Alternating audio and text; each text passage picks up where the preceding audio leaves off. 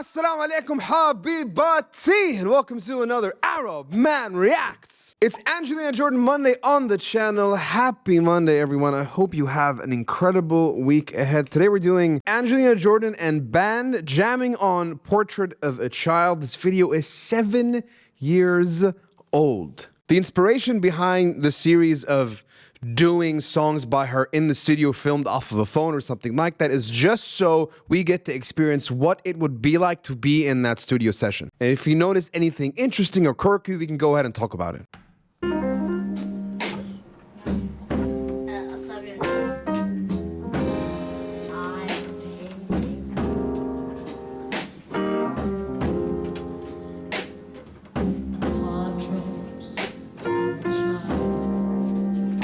All right, so we got drums, we got stand-up bass, we got sax, we got keys.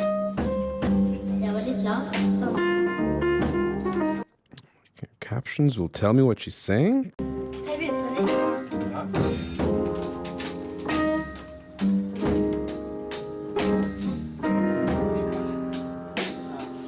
We got the trumpet too.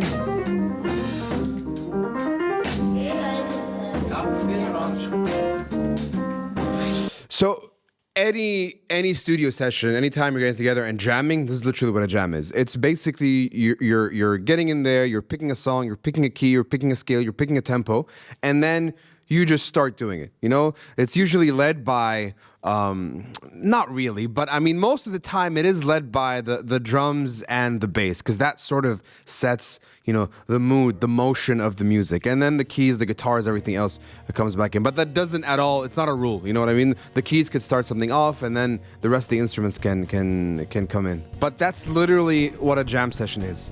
It's coming in, it's where you're preparing, it's where you're bouncing around the idea to see what you want to do with it. So usually you'll spend any time between 10 minutes or even 2 hours on an idea just exploring what you can do with it. You'll try different tempos, different keys, different, you know, movements in the song. You'll try to change it around vocally. You'll just, it's a point where there are no rules. You're just there to explore and see the magic that you can create. And then you'll sometimes imagine what the listener would get when you're doing something, or when something is the best part really. When something happens, you know, and it's like one of those incredibly good mistakes, like, and it's just off the cuff and it happens. You all just look at each other like, holy shit, we just did that. Like, those are the best moments when you're sitting together with a troupe of musicians and you're just trying something out and seeing what can happen with it.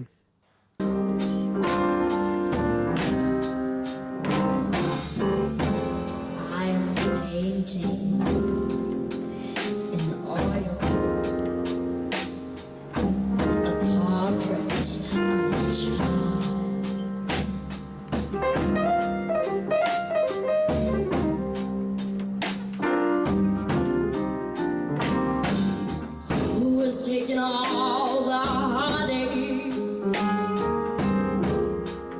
and all the pain instead.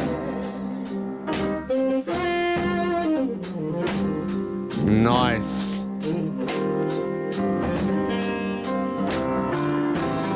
I'm using all colors of blue.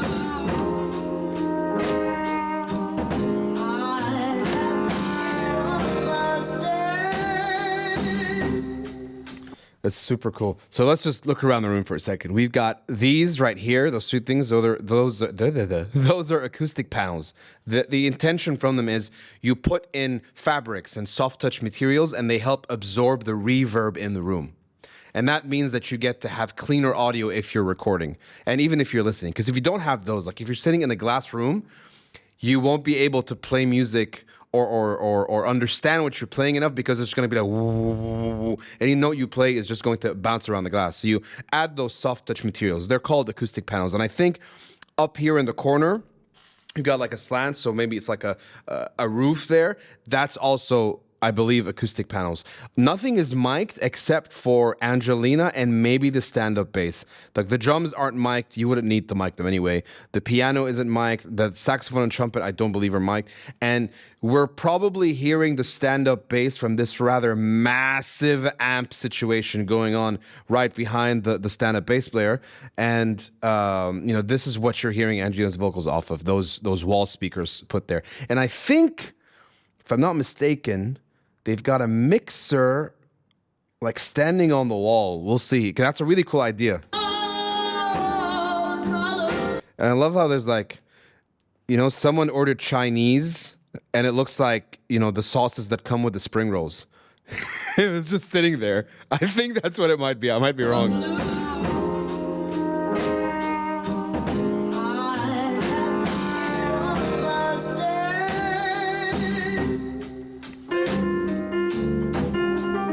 Yeah, it is. It is. It looks like it's a mixer hung up on the wall. That's a pretty cool idea. That's a really cool idea. Sorry about that. It just saves so much space because usually you have that thing on like a desk and it just takes up room for one whole individual that can just be standing there. So that's one additional person that can join you in the jam.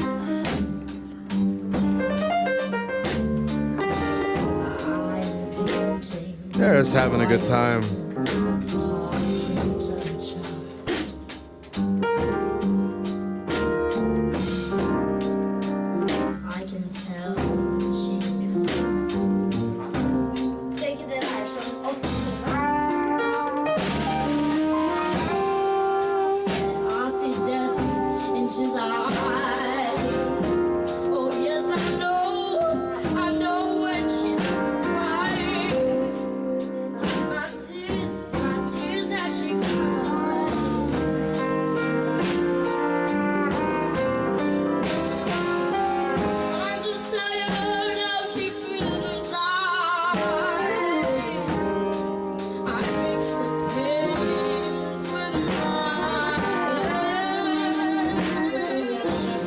It's meaty, man. It's meaty.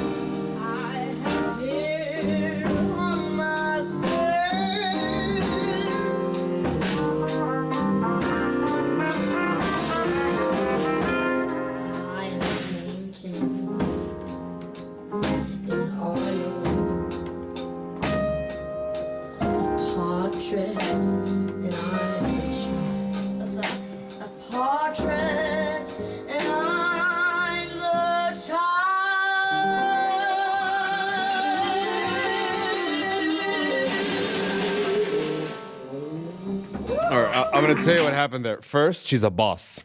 Let's just agree that she's a boss. She's taking control of it. She's like, this is where the song ends. That's what happened there at the end. And the way she's singing it is the cue for them to understand that's how she wants to end it. So usually what you want to practice for the most is the beginning of the song, how it starts, who's starting it off. So usually someone will count the time. Usually it's the drummer, so it'll be like 1, 2, 3, 1, 2, 3. And then the instruments come in, so they know someone has to keep count, someone has to start off the song, someone has to set the tempo. Most of the time, it's the drummer. And then what you decide on, usually the other most important bit is how you're ending the song. Because it's very easy, I don't know, I'm still wearing headphones, it's very easy to miss the outro. It's very easy to not be in sync when you're ending. Because usually when you're playing live and you're ending a song, what ends up happening is you stylistically slow it down, you know? Or you stylistically play a fill at the end to sort of exit from it. And you all need to be aligned on that or else it's gonna sound so messy. This song isn't in 4/4. I believe the song is in 3/4 because it's 1, 2, 3, 1, 2, 3, 1, 2, 3, 1, 2, 3. You can also count it in 6. So 1, 2, 3, 4, 5, 6. 1, 2, 3, 4, 5, 6. If you look at the way the instruments are being played, the saxophonist is allowed to play around in the scale and do whatever he wants. The pianist also can play around the scale and do whatever he wants. The stand-up bass player has to sort of follow in with the drums because they're creating the groove. So the drums and the bass have to stick together to maintain the groove in the song. The drummer is bored. I'll tell you that much. The drummer is absolutely bored because he's not allowed to be as free as the rest of the instruments. He has to keep that's all he's got to do. But he is being creative. He is doing a little bit of release. He is trying to enjoy himself in the fills and the rolls, like in between different segments. So if the song is a 4/4, in this case, I think it's a 3/4. What happens is every fourth count. So 1, 2, 3, 1, 2, 3, 1, 2, 3, 1, 2, 3, 1, 2, 3. So at the end there of that 4-bar section, he's having fun. He's playing around a little bit. It's definitely comes back to that idea that we were talking about a few weeks ago, where like it would just make so much sense for Angelina to have like a big band super album.